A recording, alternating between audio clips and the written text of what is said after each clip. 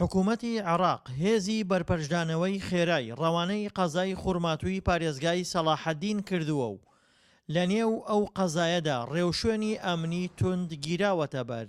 قررت رئاسة الوزراء بعد مطالب لەسەر داواکاری هاوڵاتیانی شارۆچکەی و سەرۆکاتی وەزیران بڕیاری نردنی هێزی کاردانەوەی خێرایدا هێزەکە یاسا دەسەپێنەوت و چاودێری بە دواداچوون بۆ ئەو باندانە دەکات ئەوانەی لە یاسالایاندا و لە دەرەوەی یاسا ڕەفتارەکەن. ئەم باندانە هیچ پەیوەندیەکیان نە بە حەشی شعبیەوە هەیە نە بە هێزەکانی ئاسایشەوە، بەڵکو ئەوانە تەنها نوێنەرایەتی خۆیانەکەن. هەر بۆیە هێزی کاردانەوەی خێرا هاتۆتە تووسخورمات و بۆ ئەوەی یاسا و ڕێساکان بسەپێنێتەوە و هاوکاری لە گەڕانەوەی ئاوارەکانیشدا بکات. هێزەکانی بەرپەرشدانەوەی خێرا دوای ڕۆیشتنی وەفدێک لە دانیشتوانە کوردەکەی خوڕماتوو بۆ لای سەرکردە شیعەکان ڕەوانەی ئەو قەزایە کراون. بەو پێی وەفدەکە حەشدی تورکمانیان بە سووتاندن و تەقانەوەی خانووەکانیان تۆمەتبار کردبوو. داوای ناردنی هێزێکی بێلایەنیان بۆ قەزاکە کردبوو. کابراەکم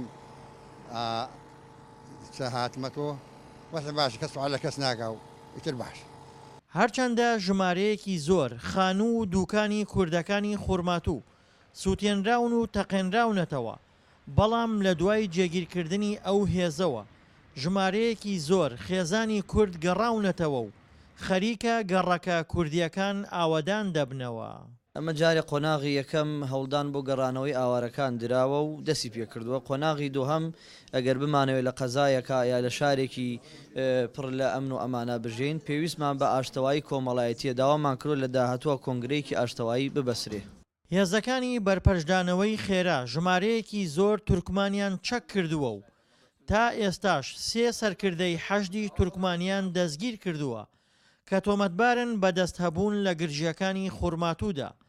بەنێو گەڕەکەکانیشدا بەردەوام دەسوڕێنەوە و چاودێری دۆخەکە دەکەن. الوضع الأمني ممتاز.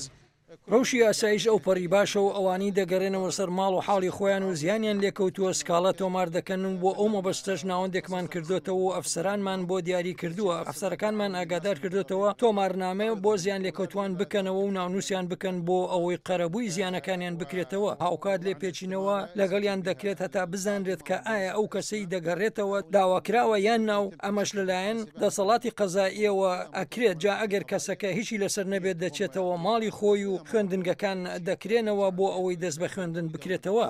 پێشتر لە نێو خوڕماتوودا 2 شەڕی خوێناوی لە نێوان کورد و تورکمانی شیعەدا ڕوویداوە و لە 16 ئۆکتۆبەری ساڵی ڕابردووشەوە قەزاکە بە تەواوەتی کەوتووەتە دەست هێزە شیعیەکان و کوردەکان ئاوارە بوون. حکوومەتی عێراق هێزێکی زۆری لە ناو قەزای خوڕماتووی پارێزگای سەلاحەدیندا بڵاوە پێکردووە و بەبوونی ئەم هێزانە تا ڕادەیەک بارودۆخی ناو قەزای خوڕماتوو هێور بۆتەوە، بەڵام سەرباری هێوربوونەوەی دۆخەکە تا ئێستا هیچ ڕێکەوتنێک لە نێوان کورد و شیعەدا بۆ دابەشکردنی پۆستەکان و کۆتاییهێنان بە کێشەکانی ڕابردوو نەکراوە. دڵشاد ئەنوەر، دەنگی ئەمریکا، قەزای خوڕماتوو.